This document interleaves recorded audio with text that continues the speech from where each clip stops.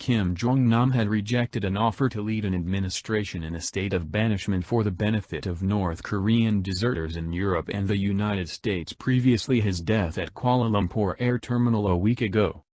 The Korea Times reports. He was worried that tolerating such an offer may not help end inherited progression of energy in the oppressive administration, a source said. The source said Kim's fatherly stepbrother and North Korean pioneer Kim Jong-un may have requested his passing with doubts that he may join the legislature estranged abroad went for in the end toppling the administration.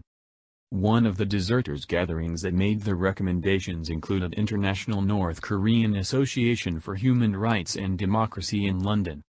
The affiliation's Secretary-General, Kim Ju-il, said he consistently reached Kim Jong-nam until June after they initially met up close and personal in China in December 2014. Kim Jong-nam, who had been remaining outside of North Korea for a considerable length of time, was coming back from Pyongyang in the wake of going to a service to stamp the third commemoration of his late father Kim Jong-il's passing. Kim Ju-il requesting that he fill in as the head of an imagined government in a state of banishment to be driven by one of the relatives of Kim Jong-un. But he turned down the proposition, asserting that such a post would be the same as genetic progression of energy in North Korea. He likewise said he was not inspired by legislative issues, despite the fact that he was idealistic about changing North Korea and also the exercises of the deserters. Kim Ju-il made his last offer in June through a college educator in Singapore where Kim Jong-nam was remaining around then. Despite the fact that he at that point lost contact with Kim Jong-nam, Kim Ju-il said his partners were wanting to talk about whether to discover Kim Jong-nam's whereabouts and request that he lead a legislature in a state of banishment at a meeting booked for April.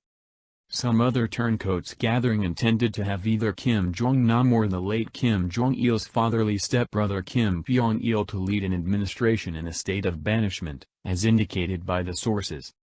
Kim Pyong-il, who is in his 60s, has filled in as the North Korean representative to a few European nations, including Czech Republic, and has lived outside of North Korea since the late 1970s.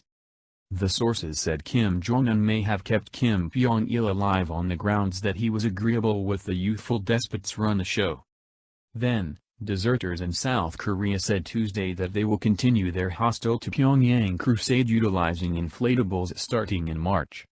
Stop Sang-hak, who drives fighters for a free North Korea, said the crusade will be gone for uncovering the Kim Jong-un administration's association in the murder of Kim Jong-nam. He said the inflatables will contain pamphlets about that news and be sent over the demilitarized zone.